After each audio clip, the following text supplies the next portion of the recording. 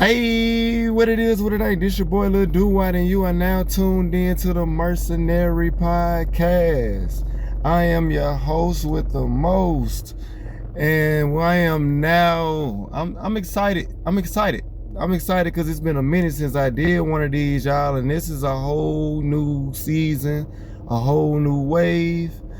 I ain't gonna lie, life be lifing sometime, but it's all good though. We back though. We back. This is all that matter. Only thing you need to know about me is that I'm an overcomer, and anything that I go through, I overcome. So, and that's as real as I'm gonna get. Real talk. Today's episode is sponsored by, as always, the big God. Because without him, I wouldn't be here, you wouldn't be here, and none of this wouldn't be possible. So shout out to the big God, shout out to God, man, because he just get you through. He just get you through the day. Shout out to God for being the sponsor for this podcast and everything we do in life. All right, we got a lot of stuff to talk about, bro. There's a lot of things going on in the NBA. It's a lot of trades that have happened, a lot of movement. The NBA is crazy. I don't even think free agency has even officially started yet. Free agency, I believe, starts July 6th. Today is Wednesday the 1st. So we only got a few days until free agency is actually starting, but teams are allowed to talk to free agents, and they're allowed to agree to deals, but the deals aren't official till yada yada, so blase blase, whatever. But we've had a lot more trading going on than I can ever see. It's like, in case you've been living under a rock, guys are getting moved like they just regular basketball players at this point. It's like it's insane. It's insane. The second apron is crazy. It's like teams are moving like they moving real tight with their wallets these days, and that's what's going on as far as the free agency period is going on. And it seems like we are definitely entering a new era. And starting with the first trade that comes to mind, Giannis Antetokounmpo traded to the Miami Heat from the Milwaukee Bucks. Giannis, former NBA champion, former two-time MVP, defensive player of the year, multiple-time All-Star, the whole nine. Thank God this is finally over. I'm not gonna lie to you, I have been waiting on this for 3 years. I have actually, I hate to be a critic, but I've never seen the Milwaukee Bucks as an elite team. I always saw them as a good team with a great player. And the year that they won, Kevin Durant, James Harden, and Kyrie Irving just so happened to get hurt. I'm just saying, and we all feel like if the Nets was healthy, and I'm going to stand on my 10 when I say that. If the Nets was healthy, Milwaukee was not winning that game. Not winning that series. And they also got lucky with Kevin Durant. Y'all know what's going on with his foot stepping on the line. And yeah, so, but it don't take anything away from the fact that they made it. They still became the champs. Giannis dropped a 50-piece in the finals, and the rest is history. But just gotta be honest with you, I just always saw that was their ceiling. But I'm glad that they at least got to be able to squeeze out one, because luck sometimes is a factor, even if you are a good team. And they definitely qualified as a really good team. But it wasn't just luck. Obviously, Giannis is probably like top 3 best player in the world at this time. Still is to a degree, maybe a couple, still top 5. So it wasn't hard to kind of see that he could probably squeeze in on a championship. But I just would have wanted to see him do it like against them when they were fully healthy. But it is what it is. He got it. He moves on. The last couple of years haven't been really good. There've been a lot of first round exits, and you can kind of see the decline. The team got older. Chris Middleton got older. He's gone. Brook Lopez is gone. They traded for Miles Turner last year, who they took from the rival Indiana Pacers. I don't know how the Pacers even let him go. Not even sure how Milwaukee even squeezed that out after the debacle they have with the Damian Lillard contract. But he goes till he's finally gone. He's finally in Miami.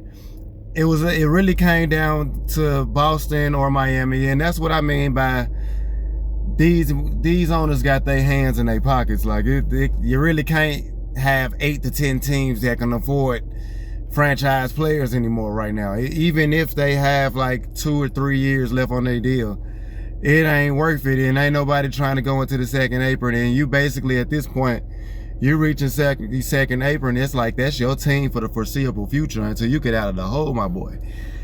And hey, I'm just gonna be honest, I hope the NBA Players Union finally come together and they say, hey man, we gotta do something about this. Like the next meeting, whenever they have, I hope they finally come together and be like, hey yo, we gotta be able to at least spend a certain amount. Like can we getting this much in revenue money, but we only allowed to spend this much to get players?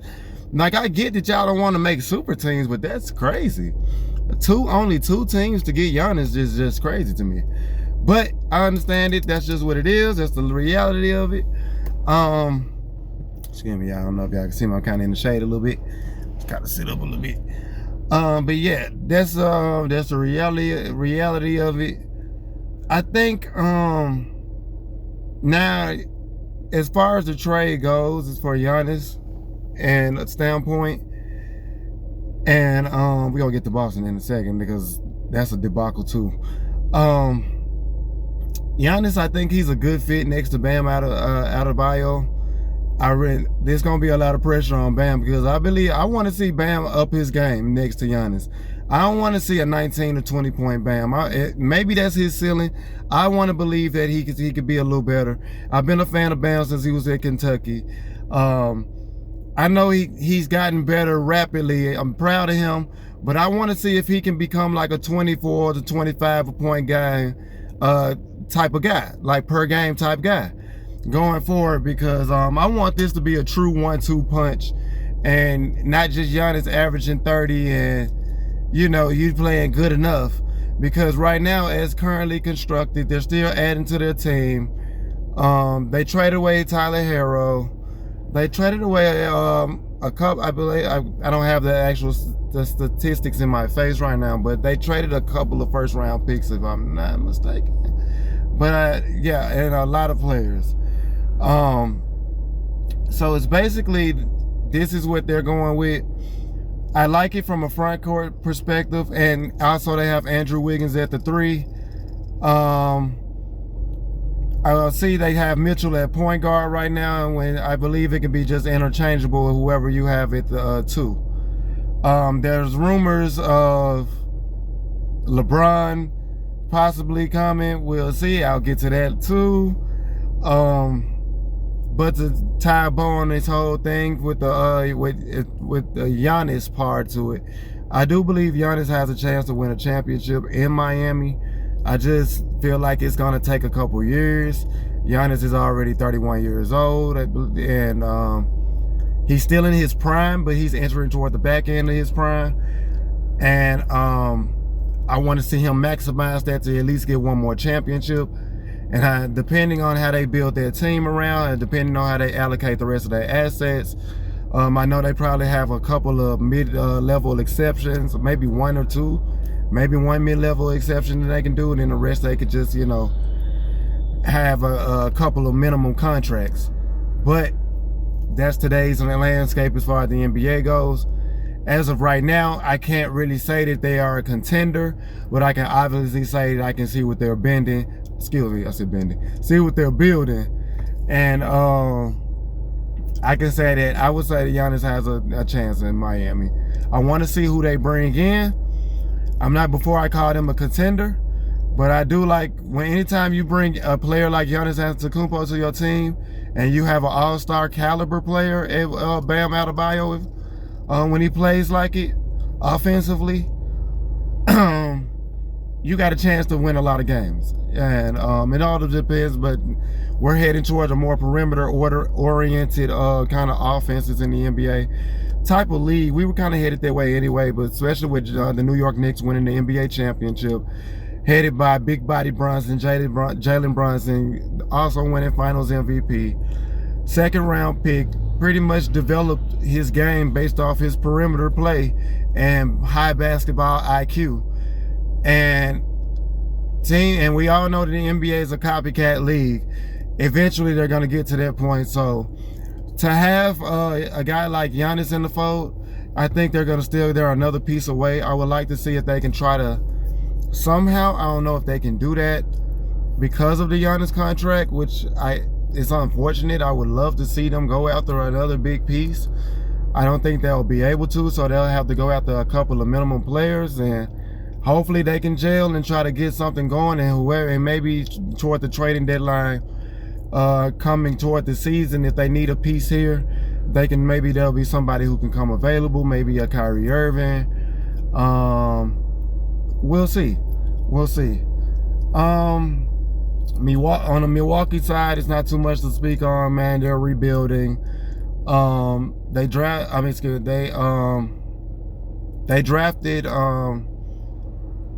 well. They had 2 first-round picks, 2 players with a lot of potential. They're definitely headed toward. They definitely have a bright future, but it was definitely time for everybody to move on because it was getting toxic, very toxic, man. It was getting toxic in Milwaukee, but honestly, Giannis did what he had to do. We're happy for it. We're excited for it. I'm definitely excited to see what's going to happen with Giannis in Miami, and Miami's not a bad place to be. But speaking of trades, the team that didn't get Giannis in the Boston Celtics apparently thought that it was a wise idea to trade a guy that just won Finals MVP 2 years ago and helped you and led you to a championship, and also played at an MVP level this season, and it led you to the 2nd seed, and they just said, hey, we're not good enough to win a championship, let's try to trade him for Giannis. And that guy being Jaylen Brown. And I don't think Boston should have broke up this team. I just think Boston should have changed their system. I honestly don't. Like, you are not gonna, it happened once doesn't mean it's gonna keep happening. The NBA adapts. The athletes are getting better. Coaches are really smart. You know what I'm saying? You can't just try to shoot yourself into winning a whole lot of games and winning championships. It might work during the regular season when teams are giving it 110% like they would be in the playoffs. When they're giving it about 80 to 100%, because sometimes there's a lot of rest in between injuries, whatever. You can't just have even though the game is moving toward a perimeter game, it's going toward a perimeter game based off high basketball IQ. Just shooting threes is not high basketball IQ, in my opinion. Especially when you have 2 guys like Jaylen Brown and Jason Tatum, who are just absolute killers from the inside in the mid-range. They can hit the 3 when they need to, but that shouldn't be what they should be predicated to do. This should be more of a physically dominating team. They should be more of a, let's go to the basket and let's get these isolation mid-range jump shots when we can, because Jaylen Brown can do that, and let's play good defense. I think that I really think that Boston kind of overthink this, but apparently they didn't think that they were not going to be good enough going forward with this core, and Jaylen Brown in particular. As far as winning a championship, they didn't think that they were better than the Knicks, and they didn't think that going forward they weren't going to be able to win a championship. And I don't believe that. I feel like they are thinking way too analytics. They're way too deep into analytics. They're thinking way too analytical. I don't understand the thought process. I can understand, but it don't make sense because it seems like overly drastic. And then, so to get to my point, you swing and miss on Giannis and try to trade Jaylen Brown, which is just mind-boggling to me. I don't even think you should even try to go for that anyway, but like I digress. But now Jaylen Brown hasn't officially requested a trade, but he has been saying in the media that he is looking to that he doesn't feel appreciated, basically, and that he looking to silence the doubters. And he did quote, for better or worse, after they lost in the first round, or first or the second round, I believe it was after they lost in the first round to Philadelphia, that he did say this was his favorite season, and the media ran with it, put a bad light on him. And to be fair, that might not be the wisest choice to say those words immediately right after you lose. You know what I'm saying? Like, the fan base still stinging from that. But I understand what he meant. Like, individually, we all have our own individual goals. And in your own individual goals, to be able to succeed in your own individual goals, that is, you know what I'm saying? And so many words can be your favorite season. So two things can be true. While I do feel like I understand where he was coming from, I do think it was a little bit off. The time was a little bit off to say that. But I digress. Now, furtherless, Jaylen Brown is a phenomenal basketball player, bro.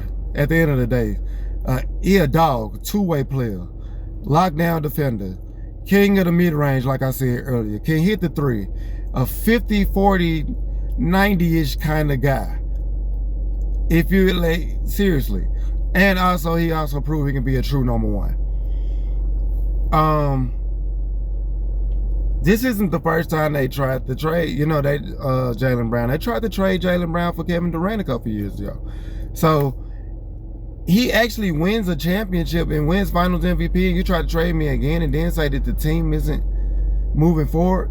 Regardless of what Jaylen Brown has said, may or may have not said in the recent months since they've lost, that has nothing to do with the fact that it could, but it shouldn't have nothing to do with the fact that this is a championship roster with two number one players, and you keep trying to trade one and not trade the other.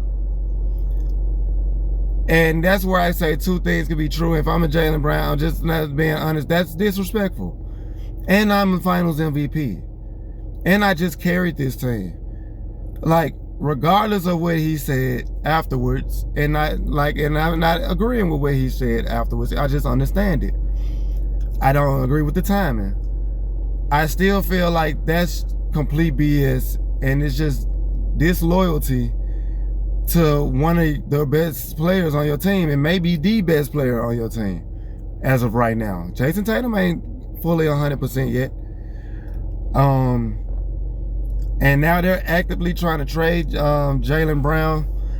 I think this to me brings Boston into almost a play-in rebuild type of mode. We'll see what they get back when he does eventually get traded, but Boston is actively trying to trade him. It's not so much Jaylen Brown even trying to ask for a trade. They are actively saying that this doesn't work, and they're trying to trade him. And so it's just like, I don't agree with it, but we're going to see where he lands.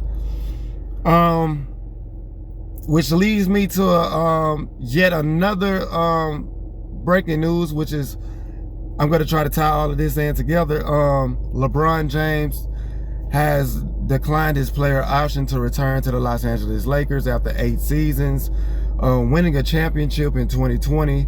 The Los Angeles Lakers, if anybody doesn't know, my favorite team, my favorite player, because of my favorite player, Kobe Bryant, God rest his soul, my GOAT. So I always root for the Lakers, but I'm always overcritical on the Lakers. Not because I hate on them or anything, but because I got high expectations, and we have always historically been a high expectation organization. And some of the years we've been kind of like this, and that's why I don't think I'm overly critical. I just think I be being honest, but whatever. That's my team. LeBron James, after being there, winning in the bubble in 2020, winning his 4th championship, is finally leaving. And basically there's down to three teams. His former team in the Cleveland Cavaliers, the Miami Heat, and the Golden State Warriors, believe it or not. That was always a fantasy kind of thing for a few years ago. I never thought would actually be possible.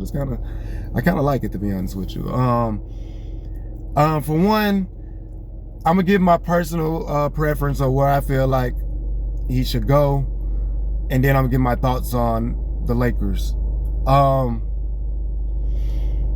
honestly, personally, I can see a fit in all three scenarios. Honestly, starting with what I would want him to start with.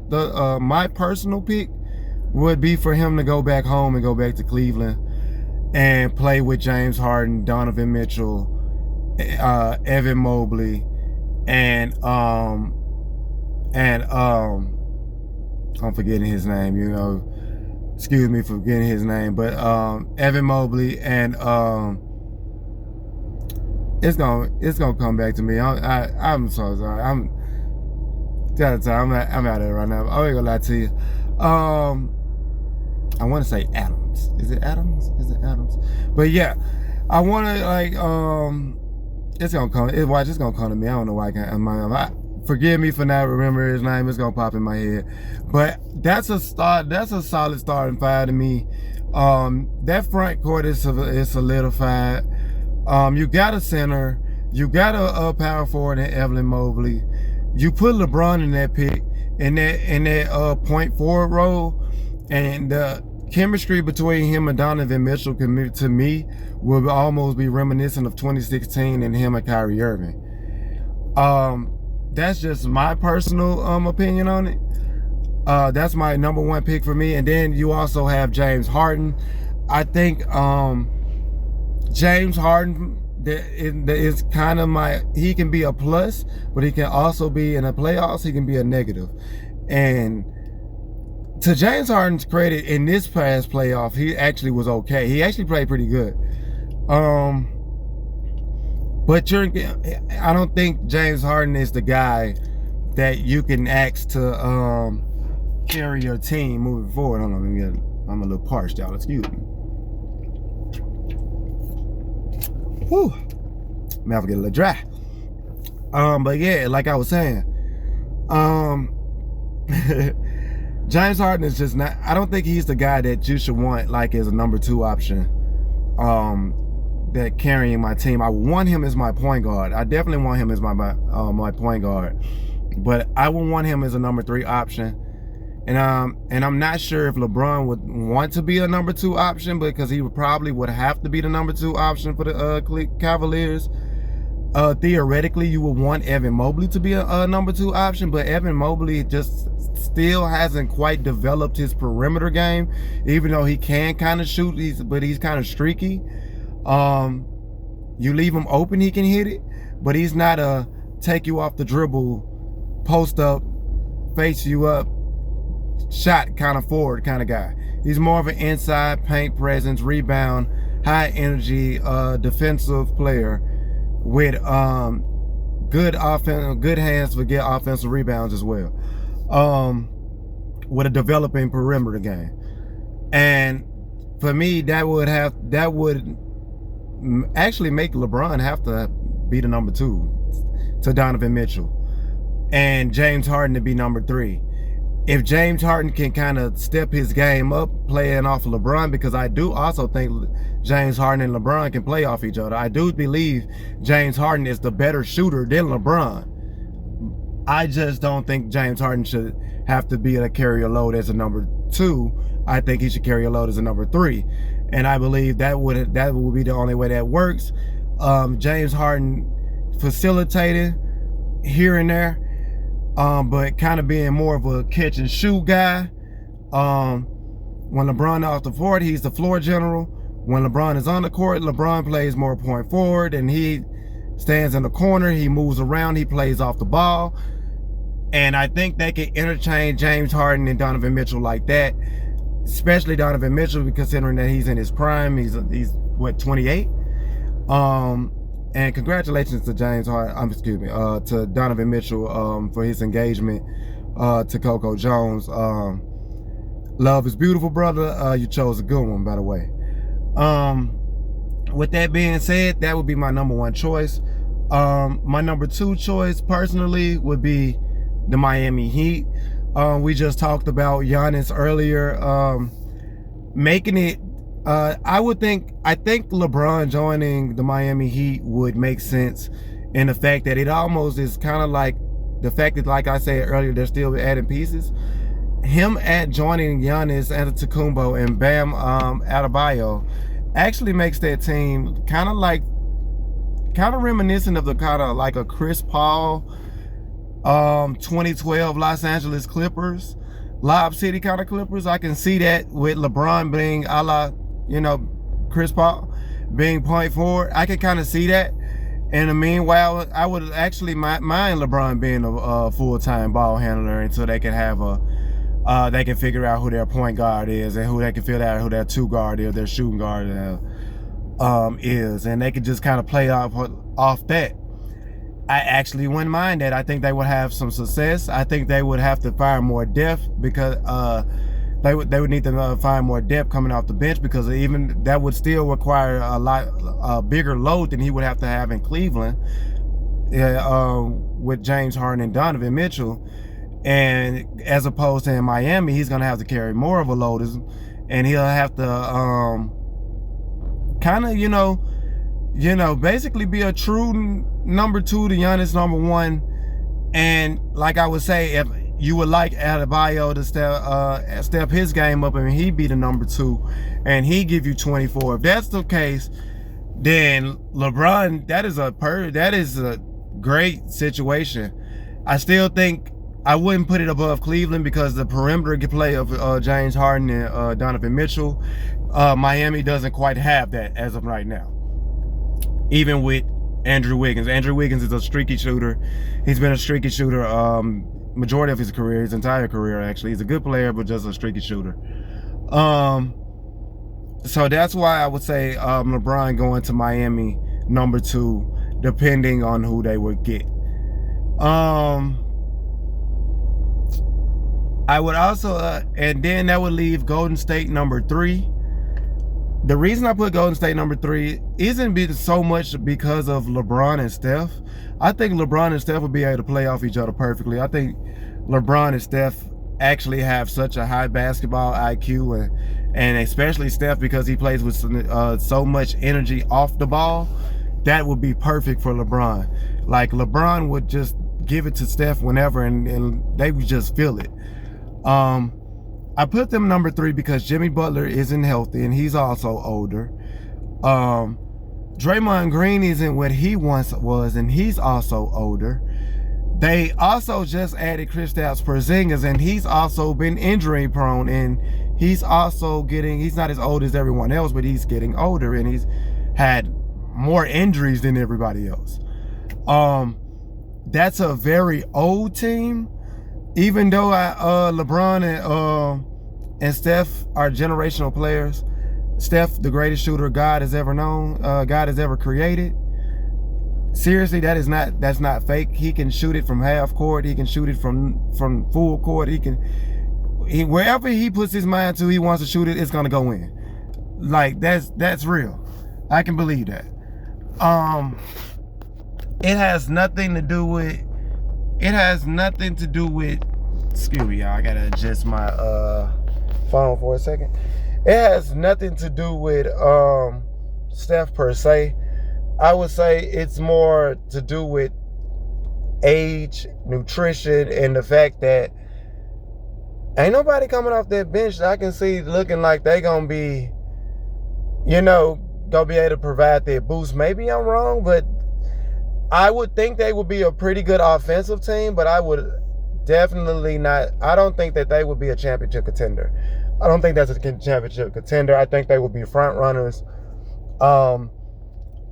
And I do think that they would look good. The imagery of LeBron and Steph would look good, but I don't think that would be the right call. But yeah, the NBA trading season has been wild, man. It's been wild. It's been wild. LaMelo Ball has been traded from Charlotte to the Minnesota Timberwolves. He's now in the backcourt with Anthony Edwards. That's gonna be crazy. I'm interested in that because I want to see. They traded Naz Reid. They traded Julius Randle to the Brooklyn Nets, and then you also trade Naz Reid to get LaMelo Ball. I believe that's going to be a really good backcourt offensively, but I do think you lack size and you don't have any. You traded Naz Reid, and I get the Julius Randle trade, but not the Naz Reid trade. I thought this could have been Naz Reid's chance to have a breakout year with those guys, with that core, and I feel like you feel like Jaden McDaniels is going to be like he could like break out into a all-star caliber player. We'll see. A star caliber player. We'll see. He had a really good playoffs, but I like the trade for Anthony Edwards, for his LaMelo and Anthony Edwards. But as far as roster construction, they're very small, and I'm not sure they like a lot of teams only going to be able to give out minimum contracts and mid-level exceptions, and there's not a lot of guys that they can go get. John Collins, as of today, is now officially on the move from the Los Angeles Clippers to the Detroit Pistons. So that could have been a forward that you could have tried to get, try to maybe play a more perimeter type of game. But yeah, I will see. We'll see. Sneaky team in Minnesota. They got to find them a true forward to play next to Rudy Gobert. I don't like Rudy being on the perimeter by himself, not having a true big man next to him. I don't like that. If they can find somebody like that, I think I like Minnesota being a sneaky team in the Western Conference. So yeah, it's been a crazy free agency period. I don't think free agency is even officially started, but teams are agreeing to contracts with guys. So Kawhi Leonard just agreed to a contract with the Toronto Raptors. I thought that was a sneak, like the Minnesota move. I think that's a bigger move than the Minnesota move with LaMelo Ball, to be honest with you, especially for the Eastern Conference. Trading Brandon Ingram to the Clippers, a really good player. Getting a superstar and Kawhi Leonard, even at 35 years old, Kawhi Leonard the last couple of years has looked like superstar, top 5 basketball player in the world. Kawhi Leonard. He's had a lot of injuries, but those injuries haven't seemed like it's taking a toll. It seems like he's had a chance to rest his body and get himself right. Excuse me. Mouth constantly getting dry, y'all. I'm constantly getting cotton mouth. But that's a sneaky good move. That's a sneaky really good move for Toronto. I think they're still a piece or two away from being contenders. But I think they're right there in the top 2 or 3, right behind the Knicks. The Knicks, like they on the Knicks like back pockets right now with that move. Especially with the debacle that's going on in Boston with Jaylen Brown. It's crazy. It's crazy. So shout out to Toronto for getting Kawhi Leonard. Shout out to Drake. Shout out to OVO. And the whole 9, the whole 6, the whole I didn't mean to say 9, y'all. The whole 6 and in that whole movement they got going. They got a really good team. RJ Barrett. Obviously they got Scotty Barnes. They got a pretty good team. Quickly. So we'll see. I think they're a couple pieces away. But this is a wild, man. This has been a wild free agency period. It's been a lot of trades. A lot of more things are happening. I'm not gonna. I got more stuff to get into, but I'm gonna wait until the next episode. I just want to appreciate everybody who's been staying in touch with me, and everybody who's been down with me, who's been rocking with me from the beginning.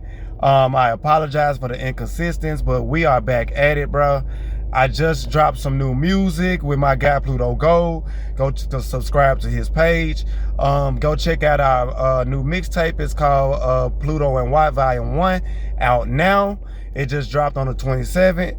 And spirit mind you, if you a stoner and you like good music, you're gonna fuck with our tape. You're gonna like the tape. You're gonna fuck with it. I'm gonna keep it 100. You're gonna like it. Go get Pluto and Watt Volume 1 out now on Spotify, YouTube, Apple Music, wherever you listen to music. It's out right now. Go stream it up. I'm gonna try to put the link in the description so you can go check us out. Subscribe to his page at Pluto Gold. If you know how to spell Pluto, you know how to spell gold. If not, PLUTOGOLD. Subscribe to his page, and if you're new to my page, welcome to my page. And then give me a comment on what you think what you like about it. Give me a comment on what you like about my music, anything, what you think I could do better. I ain't the type of dude to take constructive criticism the wrong way. I'm a grown man. I know what it is. I just appreciate you coming through. Give me a subscribe at my page, Lil Duwatt, LILDUWATT. For the people who's been watching me, I appreciate y'all. We gonna keep going with this. I'm gonna drop another episode. We got a lot more stuff to talk about. I had a lot of more things I want to talk about, a lot of more NBA things, a lot of NFL things, a lot of WWE things. It's a lot of stuff, because there's a lot of, I'm excited to talk about WWE. A lot of people don't know how much I love the WWE, but you finna find out. But stay tuned. I appreciate y'all. I actually ran this episode a lot longer than I was supposed to, or I really didn't even have a time going frame in my head, but I said it was probably, I was like maybe 20 minutes, whatever, but we'll see. I'm just gonna go with the flow. As always, I appreciate y'all for watching. And before I leave, I want to give thanks to my sponsor. I got to start it in every video by giving thanks to my sponsor, God, the big G-O-D, God. Because without him, this wouldn't be possible. You wouldn't be here, I wouldn't be here, and we wouldn't be able to do the things that we are doing today. So shout out to the big G-O-D. Shout out to him always. Shout out to you. Shout out to you for wherever you are. I hope you're having a great day. And we're going to keep this going, bro. This season 2 of the Mercenary podcast, and I appreciate y'all watching, bro. Be easy, y'all. I love y'all.